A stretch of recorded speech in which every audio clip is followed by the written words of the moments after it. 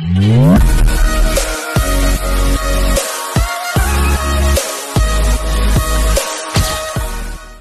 Friends, welcome back to my channel. তোমরা কেমন আছো? আশা করছি ভালো আছো। আমরা মোটামুটি ভালো আছি। গুড নুন সকলকে। এখন থেকে ব্লগটা স্টার্ট করলাম। ব্লগটা তোমরা স্কিপ না করে একটু দেখে নাও। ফোনটা আমার ঘরে ছিল, চার্জে ছিল, মেয়েটার ডান্স শ্যুট ছিল, তার জন্যই আমি ফোনটা নিয়ে আসিনি। তার জন্যই গুড নুন থেকে শুরু করছি। সকলকে গুড নুন। আর আমি দেখো এখন আলু মাখছে। দেখো একটা বিয়ে আসছে।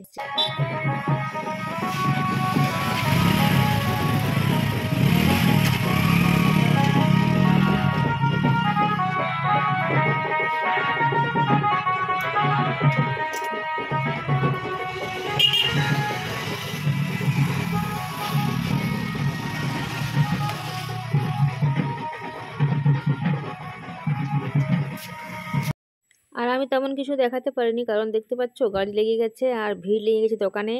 অনেক সবই প্রায় শেষ হয়ে গেছে। কি বলবো, আমরা এই মাত্র খাবো এবার। এখন প্রায় 2:30 বাজছে, তবুও কাস্টমার আসতে আছে। চলো তাহলে আমরা খেয়ে নিই। আজকে হয়েছিল মেনু পোস্ত, সবজি দুটো, আর চাটনি, আলু মাখা, আলু ভাজা, পাঁপড়, আর কি বলে পেঁয়াজ লঙ্কা। এইগুলো দেখো, একটা সবজি তাও শেষ হয়েছে। এই যে তোমাদের দাদা ভাইকে আর মেয়েটাকে দিয়ে দিলাম। বাবু আর আমি একটু পরে খাবো। একটু পরে মানে ওইগুলো নিয়ে খেয়ে নেব। মাছ নিয়েছে, আলু পোস্ত, আলু মাখা, আলু ভাজা, মাছের ঝোল।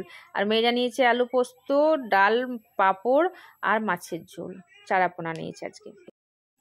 তখন আমরা খেয়ে নিয়েছি, আর কিছু দেখানো হয়নি। একদম দেখো চা নিয়ে চলে এসেছি। চা খাচ্ছি তোমাদের দাদা ভাই আর আমি দুজন মিলে বসে বসে আজকে শুধু চা খাচ্ছি। পাঁপড়ও নিইনি আর লিটিও বানাইনি। চা খেয়ে নেব, ঝাড় দিয়ে ঘরে চলে যাব, সামুটাসুমুটি করে নেব। এই দেখো ঝাড় দিতে লেগে পড়েছি। আর আমি একটু ঝাড় দিতে হয়, এটা প্রতিদিন না ঝাড় দিলে তোমার দাদা ভাইয়ের অসুবিধা হয়, এসে আবার দোকান খুলবে তো, তার জন্য। চলো আমি ঝাড়টা দিয়ে নিই, তারপরে চা করব। এই চা তো খেয়ে নিয়েছি আজকে, সরি, আজকে চা খেয়ে নিয়েছি, তারপরে ঝাড় দিচ্ছি। তাহলে চলো ঝাড় দিয়ে এগুলো দেখতে পাচ্ছ ডাবাগুলো, এগুলো সব ঢুকিয়ে নেব। আর এই দেখো সামুটাসুমুটি করছি।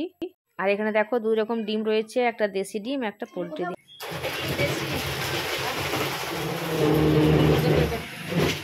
দেশি মুরগির ডিম এগুলো পোলট্রি। আর এই দেখো একটা জাদু দেখাবো।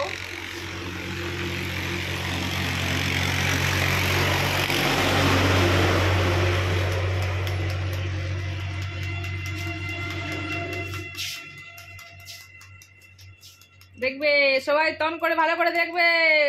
উড়বে, ছা উড়বে, ছা উড়বে, জাদু জাদু জাদু।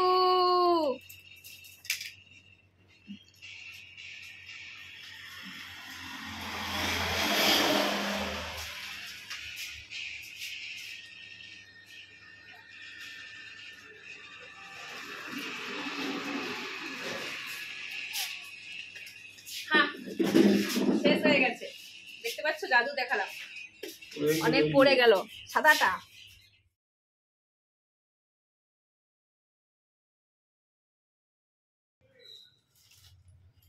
ঘরে চলে এসেছি।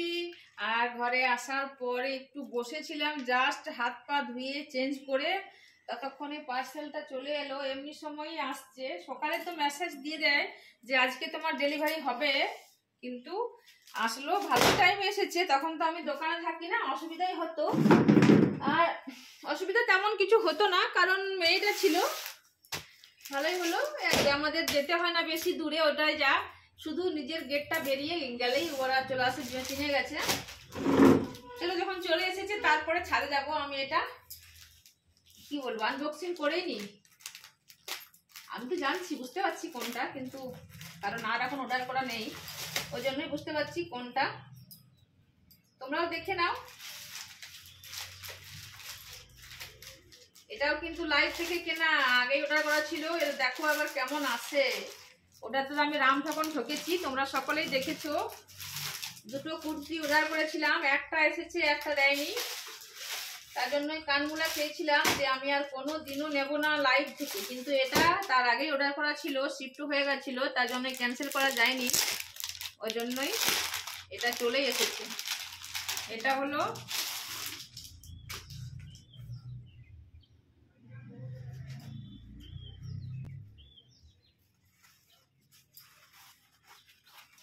এই যে দেখছো ডাইনিং টেবিলটা আমার ফাঁকা পড়ে রয়েছে যখন থেকে নিয়েছি, আজ 1 বছর পেরিয়ে গেছে। আগে শীতে নিয়েছি, এই শীত পর্যন্ত। আর এটা আমার তার প্রভাব, মনে হচ্ছে বেশ বড় হয়ে যাবে। তো একদম লাগিয়ে দেখে নি।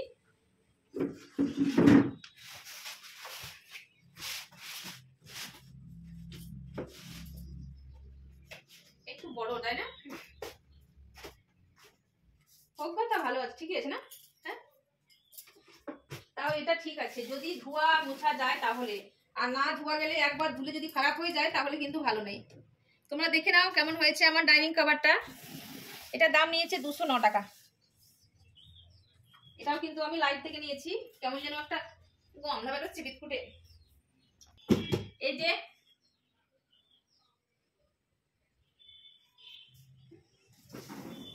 এটা আমার জান এলো, শ্যাম্পু দিয়ে ধুয়ে ধুয়ে ধুয়ে ধুয়ে যেন একদম ডিসকালার হয়ে গেছে। তার জন্যই আমি এগুলো নিয়ে নিয়েছি। এবার চেয়ারগুলোর একবার কভার নেব, তাহলে আমার অনেক দিন চলে যাবে। এখন আমার এতটাও সক্ষম আমি নই, আর এতও ভালো ঘরদুয়ার আমার নেই যে আমি কাঁচে ডাইনিং টেবিল নেবো। এটাতেই আমার জীবন কেটে যাবে, আমার আমলটা কেটে যাবে। আমার নিচে বসতে খুব কষ্ট হয়, একটু হাঁটু ব্যথা বলে, কোমর ব্যথা হাঁটু ব্যথা। তার জন্যই আমি ডাইনিংটা নিয়েছিলাম, শখ পুরো করার জন্য। একটু বেশি বড় হচ্ছে, এটা মনে হচ্ছে সে কাঁচের হয় না ডাইনিং টেবিল, তার মানে মাপের 7 ইঞ্চি আরে দেখিয়েছিল। আর আমার এটা ফাইবারের, তো তার জন্য একটু বেশি করে ঝুলছে। কোনো ব্যাপার না, বেশ ভালো হয়েছে।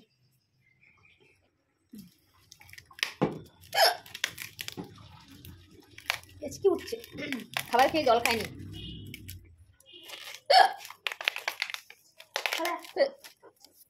দেখ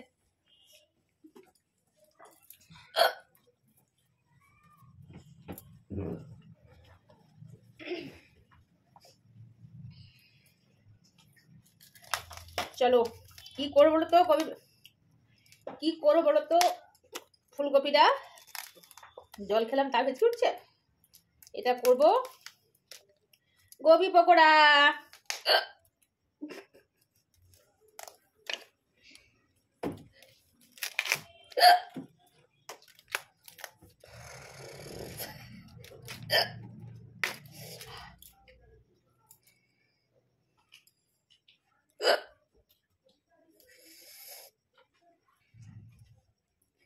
এত বড় বড় যদি হয় তাও আমার মেয়েটা খেতে ভালোবাসে।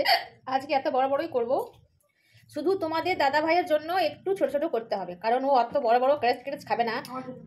আর আমাদের কিন্তু এত বড় বড় খেতে বেশ ভালো লাগে। চলো তোমাদেরকে দেখাবো, দেখতে থাকো স্কিপ না করে, তাহলে বুঝতে পারবে আমি কিভাবে করি গোবি পকোড়া।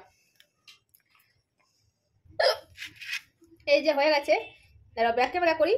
এই দেখো একটা কপি কাটলাম, পুরোটাই দিয়েছি। এই যে দুটো রয়েছে, 3টে ছিল। আমার বড় বড় খেতে ভালো লাগে পাতলা বেসনের করলে, আর এই জন্যই আমি আর মেয়েটা দেখো 4টা দুটো করে রেখেছি বড় বড়, এই দুটোও রেখেছি। আর এইগুলো ছোট ছোট করে করলাম একটু একটু করে তোমার দাদা ভাই আর বাবুর জন্য। তাহলে চলো আরোগুলো রেডি করে নিই।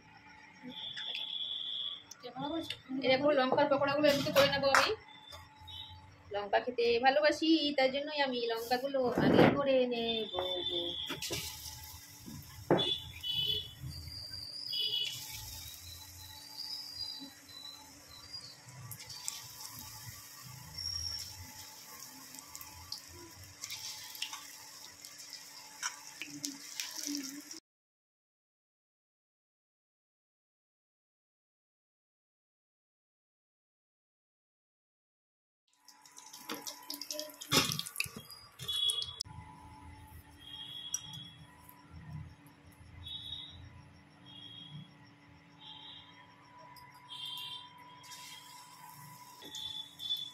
বড়গুলো আগে দিলাম।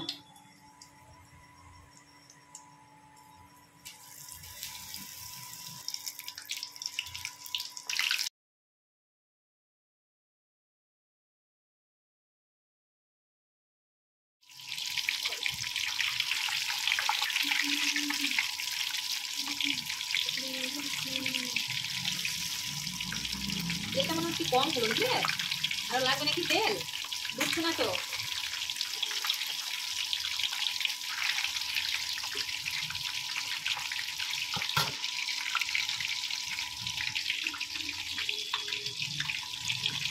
তেল কত মরে যাবে।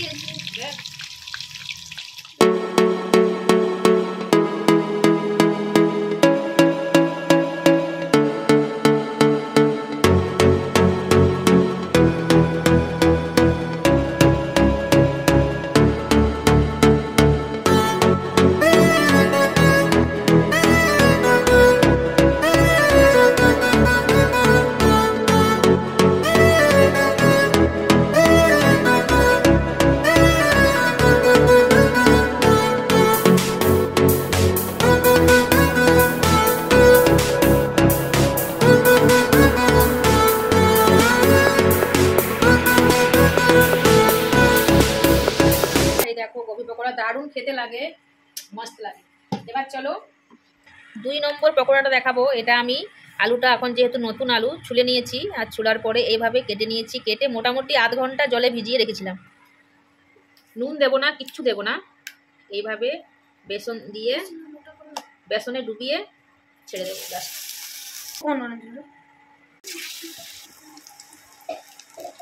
দেখতে পাচ্ছ কত সুন্দর ফুলে যাচ্ছে। যেগুলো নিয়ে কোটিংটা ভালো হয়েছে, মানে একদম বেসনটা ঠিক মতো করে পেয়েছে, একদম চপের মতো ফুলবে আর খেতে একদম মুচমুচে হয়। কিন্তু আজকে আমার মনে হচ্ছে একটু মোটা হয়েছে, আর একটু পাতলা করলে ভালো হতো আলুটা। আর সামান্য, বেশি পাতলা নয়, কিন্তু ভাববে যতটা পাতলা পারবো করে নিই, কিন্তু না, অতটা পাতলা করলে হবে না। আগেও করেছি আমি এর আগে, এই বছর শীতকালে এই প্রথমবার করলাম। আর শীতকাল নেই, সরস্বতী পুজো পেরিয়ে গেছে, মানে শীত গেছে মামার বাড়ি। আসছে বছর আসবে, আর শীত লাগছে না।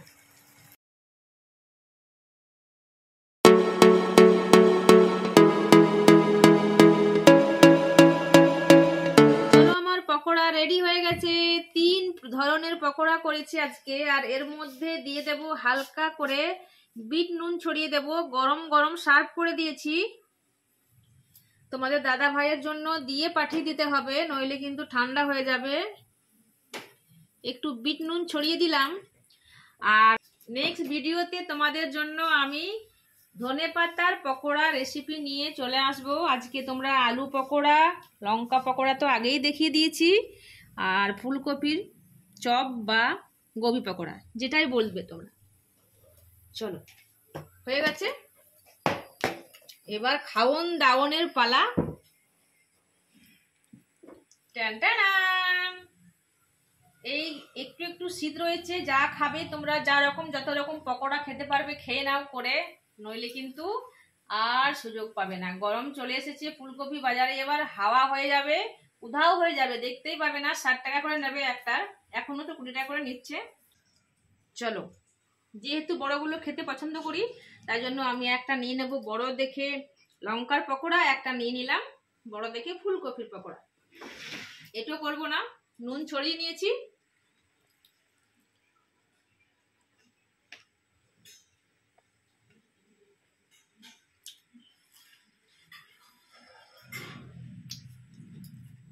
জাস্ট অসম,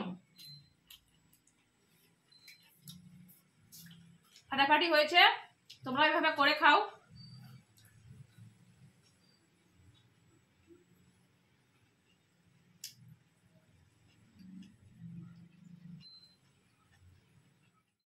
এই যে তোমার দাদা ভাইও চলে এসেছে, দুধ রুটি আর দেখো চপ রেখেছি, আরও যেগুলো দিয়ে পাঠিয়েছি ওগুলো ওখানেই খেয়েছে, ওগুলো দিয়েই খেয়ে নেবে। আজ সবজি কিছু করিনি।